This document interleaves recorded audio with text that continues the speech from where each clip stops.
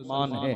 Mob lynching की जा रही है तो वो मुसलमान है, जलील किए जा रहे हैं तो वो मुसलमान है, परेशान किए जा रहे हैं तो मुसलमान है, जमीनें जिनकी दबाई जा रही हैं वो मुसलमान है, जिनके हुकूक पामाल किए जा रहे हैं वो मुसलमान है, जिन पर ज़िना के केस लगाए जा रहे हैं वो मुसलमान है, गैंग रेप पर जिनका नाम आता है वो भी मुसलमान है, वक्फ बिल का मसला हमारी निगाहों के सामने मुसलमान है।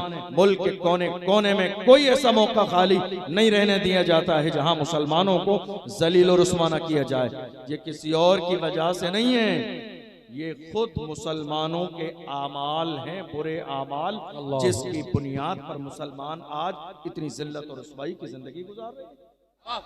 मैं ये बात सिर्फ इसलिए बयान कर रहा हूं आज के माहौल में कि अपने सीनों से खौफ निकाल दीजिए, खौफ अपने सीनों से डर निकाल दीजिए। हमारे जवान कहते हैं हजरत हालात बहुत खराब हैं, अब क्या होगा। मैंने कहा ये जो आपका जुमला है ना, हालात बहुत खराब हैं, सबसे बड़ा गलत जुमला यही है, हालात बहुत खराब है। हमारे लिए हालात कब अच्छे थे? है कोई महीना, कोई साल? हमारे लिए हालात कब अच्छे थे? हमारी तारीख बद्र से शुरू हुई, जरा उठा के देखिए, मगर फिर भी तेवर ये थे, जब 313 थे तो लरसता था जमाना, जब 313 थे तो लरसता था जमाना। आज हम करोड़ों हैं तो करते हैं गुलामी। आप जानते हैं ये गुलामी मेरी कौम आज के जमाने में किस वजह से कर रही है? मैं हमेशा कहता हूं मेरी कौम में छुपे हुए इन दलालों की वजह से, मेरी कौम में छुपे हुए इन दलालों की वजह से आज कौम गुलामी करने पर मजबूर है। मेरी कौम में छुपे हुए कौम की मुखबरी करने वालों की वजह से। आपको क्या लगता है ये कौम में दलाली करने वाले लोग क्या सोचते हैं? जब परेशानी का वक्त आएगा ना तो हम तो कौम की मुखबरी करते हैं, दुनिया की नजर में हम बड़े मुअज़्ज़ज़ हैं, ये तो हमारा है। जब परेशानी का वक्त आएगा हम बच जाएंगे। मैंने कहा देख लेना, जब परेशानी का वक्त आएगा तुम्हारे लिए रेड कलर का कारपेट नहीं बिछाया जाएगा। डॉक्टर राहत इंदौरी ने बहुत जमाने पहले कहा था, लगेगी आग तो आएंगे घर कई सदमे, यहाँ पे सिर्फ हमारा मकान थोड़ी है। जो आज साहिबे मसनद है कल नहीं होंगे किराएदार हैं, जाती मकान थोड़ी है। जो आज साहिबे मसनद हैं कल नहीं होंगे किराएदार हैं, जाती मकान थोड़ी है।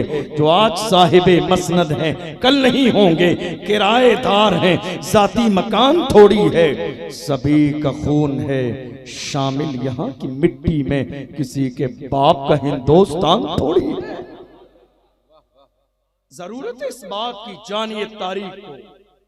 आपकी तारीख क्या है? आपके हालात क्या हैं? आपके तेवर क्या हैं? आपकी कंडीशन क्या है? आपको मालूम है कौमे मुस्लिम को इतना नुकसान किसी जमाने में गैरों से नहीं हुआ जितना नुकसान हमारी कौम में छुपे हुए इन दलालों की वजह से हुआ। मैं ये बात बड़े खुल के कहता हूं, किसी को बुरी लगती है तो लगती रहे, ये बात सच है। आज के जमाने में मालूम है आपको आज हमारे यहाँ सबसे बड़ा काम हो क्या रहा है? टांग खींचने वाला काम। कोई आगे निकल ना जाए, कोई काम न कर ले, किसी को इज्जत न मिल जाए, कोई कौम की क़यादत न कर ले, कोई कौम का लीडर न बन जाए, सिर्फ टांग खींचने वाला काम हो रहा है। टांग खींचने वाला, जिन्हें अलिफ से बे का पता नहीं वो बहैसियत मुफ्ती आज फतवे दे रहे हैं, जिन्हें सियासत की सीन से भी वाकफियत नहीं है, वो सफेद कुर्ता पजामा पहनकर मेरी कौम के नेता बन रहे हैं। ये हाल है, जो जिस लायक है आज उसे मौका नहीं दिया जा रहा है। मेरे नबी का फरमान है, याद रखिए, हुजूर ने फरमाया, इदा बुस्सिदल अम्रो इला गैरि अहलिही फंतज़िर अस्साआ, जब ना अहल को मनसब दे दिया जाए तो बस कयामत का इंतजार करो, अब कयामत आना बाकी रह गई है। आज जो जिस काबिल नहीं है उसे वो मनसब दिया जा रहा है, आज जो जिस चीज का अहल नहीं है उसे वो मकाम दिया जा रहा है। यही वजह है आज कौम की क़यादत नहीं हो रही है। और बड़ी माजरत के साथ किसी को बुरा लगे तो माफ कीजिएगा, हमारी क़यादत आज सिर्फ जलसे के पोस्टर तक रह गई है। जलसे के पोस्टर में ज़ेरे सरपरस्ती, ज़ेरे सदारत, ज़ेरे क़यादत। तो जो जनाब पोस्टर में ज़ेरे क़यादत हैं, ये पोस्टर ही में ज़ियारत कराएंगे अपनी। मसला सीए का होगा, इनकी ज़ियारत नहीं होगी। मसला एनआरसी का होगा, इनकी ज़ियारत नहीं होगी। मसला मुस्कान को कॉलेज से बाहर निकालने का होगा, इनकी ज़ियारत नहीं होगी। मसला वक्फ बिल का होगा, इनकी ज़ियारत नहीं होगी। मसला अज़ानों की पाबंदी का होगा, इनकी ज़ियारत नहीं होगी। इनकी क़यादत सिर्फ जलसे के पोस्टर तक महदूद है। कौन है आज हमारे हुकूक की बात करने वाला? कौन है हमारे मसाइल पर बात करने वाला? कौन है अजानों की बात करने वाला? हमने तो ये देखा, जब मेरे नबी की अजमत पर कुत्ते भौंक रहे थे तो बड़े बड़े लोग अपने रूमों में एसियों में पड़े सो रहे थे। बड़े बड़े अल्लामा फहामा, बड़े बड़े पीरे तरीकत एसी और एयर कंडीशन रूमों में पड़े सो रहे थे। उस जमाने में भी एक आम आदमी बड़े बड़े अल्लामा पर फौकियत ले गया। एक मर्द कलंदर ने महाराष्ट्र की सरजमीन पर इतनी बड़ी रैली निकाली, पूरी दुनिया को बता दिया कि मोहम्मद से वफा तूने तो हम तेरे हैं, ये जहां चीज है क्या लाहो कलम तेरे।